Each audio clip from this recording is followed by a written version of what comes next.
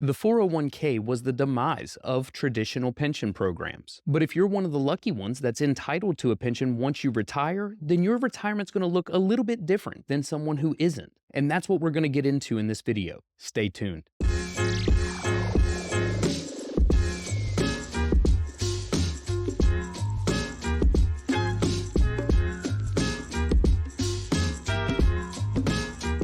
Welcome back to Financial Wellness Planning. My name is Derek Coffey, and I'm the founder of FWP. And one of the rarest forms of retirement income, at least in today's times, is a pension. And the reason this is because companies were able to get rid of the major expense that a pension creates by simply offering a minimal match on your contributions to your 401k or 403b as long as you participate. By doing this, this has made pensions, at least in the private sector, almost non-existent. But if you work in the public sector, then there's a very high probability you're going to be eligible for a pension. And a pension is the holy grail of retirement income. Unlike investment income, where the amount of money that you can take out each year is subject to what the stock market does, pension income is pretty much guaranteed. And in a lot of cases, especially if it's coming from the government, it's going to be adjusted for inflation each year. Pensions are commonly referred to as a defined benefit plan, and the way these work is that the employee contributes a certain percentage of their salary into the plan. In exchange, they receive a monthly payout for the rest of their life once they retire.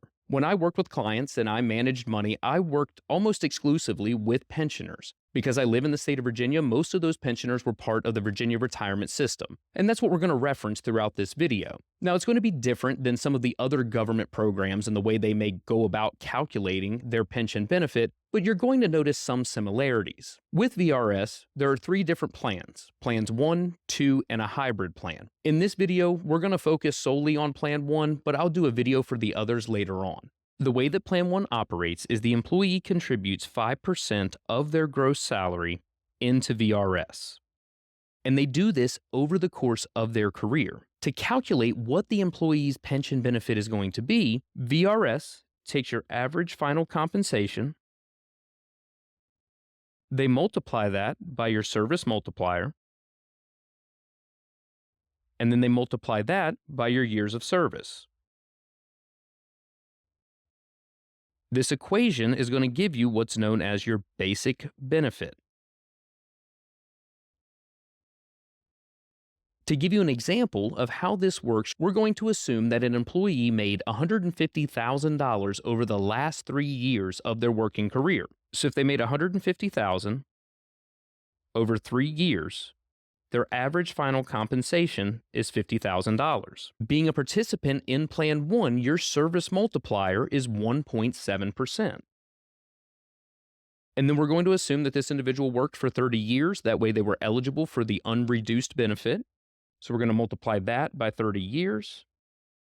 And that's going to give us a basic benefit of $25,500. And if we divide that by 12, that equates to $2,125 per month. Now understand, this is the basic benefit. There are 2 options when it comes to your VRS pension. You can take your basic benefit, which is going to pay you the absolute maximum, or you can take a survivor benefit, which is going to pay you a little bit less, but ensures that once you pass away, some of that money remains for your spouse. But we're going to go over that later in this video. One of the downsides to being eligible for a pension is that you were most likely undercompensated throughout your career. Because of that, you probably didn't have a lot of disposable income that you could put towards your retirement savings, which is why you're reliant upon that pension. And a lot of people that receive a pension may feel like they're not ready for retirement simply because they don't have $1 million nest egg. But what I want to point out is that there is a value to your pension. If you remember from our video on investment income, we determined that we could take 4% of the account balance each year, adjusted for inflation, as income. Well, if we use those same principles and apply it to the pension that you're going to receive, we can determine what the invested account value would have to be to produce that level of income. So if we use the example that we just went over, where the individual was entitled to $25,500, and we divide that by 4%, that individual would have to have an invested account balance of $637,500 to produce $25,500 a year of income. Now, keep in mind the difference between this income and the income from a non pensioner's account is that the non pensioner's income is based on what the market is doing. The income that you're going to receive from the pension program is guaranteed by the institution that's giving you the pension payment. Your pension payment is coming from a guaranteed source of money, and this is what I mean by a pension taking stress away from your retirement. To give you an idea of what it would take to get to $637,500, a non-pensioner would have to set aside $543 per month over 30 years and receive a 7% average rate of return. So someone who's not eligible for a pension would need to set aside that $543 per month, meaning they would have to find it out of their cash flow to create a pool of assets that would create the same amount of income as the pension that you're going to receive. The employee is going to be given options on how they want to receive their benefit. With VRS, there are two: the basic benefit and the survivor option. The basic benefit is what we calculated earlier in the video, and this is going to be the highest amount of money that you would receive every single month. The reason that this is the highest amount that you can receive is that once you pass away, that income stream stops. So if you're married and you chose the basic benefit for your pension, then when you pass away, your spouse will no longer receive any of that pension income. If you are married and you would like for your spouse to continue receiving some level of income, then you would probably want to look into the survivor option. What you see on your screen is a real-world example of a client that I worked with. Their basic benefit was $2,975 a month. So if they would have taken that, that's what they would have received for the rest of their life. If they passed away, then their spouse would receive nothing. They were married, they wanted to make sure that there was money that went on to the spouse, so we looked into the survivor options. We looked at the 50%, we looked at the 75%, and we also looked at the 100%. And we decided to go with the 100% survivor option because it fit their situation. And that's the point I want to make about the survivor option, is you need to pick the one that's going to benefit you and your spouse the most. If you're single and you pass away and there's no one relying upon your income, then absolutely take the basic benefit. But if you're married, especially if you think that you're going to pass away before your spouse, then you're most likely going to want a survivor option. The way the survivor option works is you choose what percent you want to leave to your spouse. Once you've made that decision, VRS is going to calculate what your payments are going to be. So for my client, if they chose the 50% survivor option, they would receive $2,638 for the rest of their life. Once they passed away, their spouse would continue to receive $1,319 for the rest of their life. If we go down to the 100% that we ultimately ended up choosing, their monthly income was $2,371. If they were to pass away, their spouse would continue to receive that same $2,371 for the rest of their life. And because of their situation and the fact that they didn't have a whole lot of invested assets set aside, the 100% survivor option was the right answer.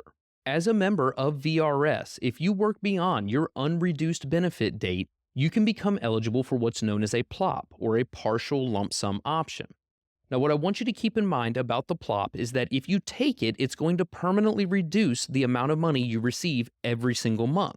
So even though it looks enticing to take it, you need to look through the numbers before you actually make the decision. But the way that the PLOP works is that for every year that you work beyond that unreduced benefit date up to 3 years, you can receive 1, 2, or 3 times your basic benefit amount. Earlier in the video, we calculated that that individual's basic benefit was $25,500. If they worked 1 year beyond their unreduced benefit date, they would be eligible for a lump sum payment of $25,500. If they worked 2 years beyond, they could be eligible for a one-time payment of up to $51,000. And then 3 years beyond that unreduced benefit date, they could receive a one-time payout of $76,500. Now, there are a couple of things that I want you to keep in mind when it comes to taking the PLOP. The first of which, as we've gone over, is that your monthly benefit is going to be reduced. Any survivor benefit that you elect is also going to be reduced.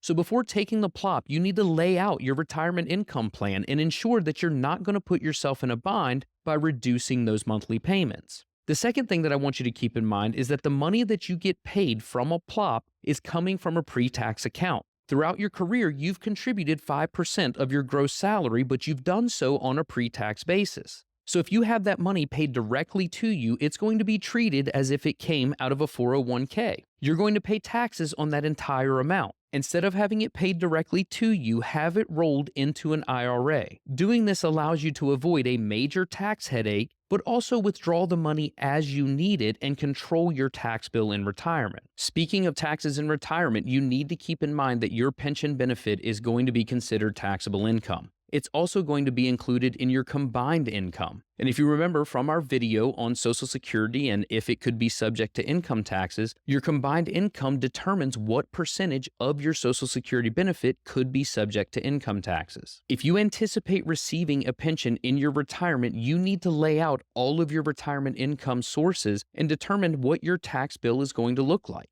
And this is especially true if you or your spouse have a significant amount of money saved in a pre-tax retirement account. Make sure you subscribe to the channel. In the next couple of weeks, I'm going to put out a video on tax-efficient withdrawal strategies and the things that you should be considering whether you receive a pension or not. I want to thank you so much for tuning in. If this video or any of the other videos that I've put out is providing you value, then hit that subscribe button.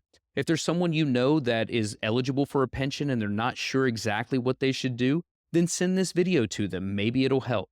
But thank you again for tuning in. I'll talk to you soon.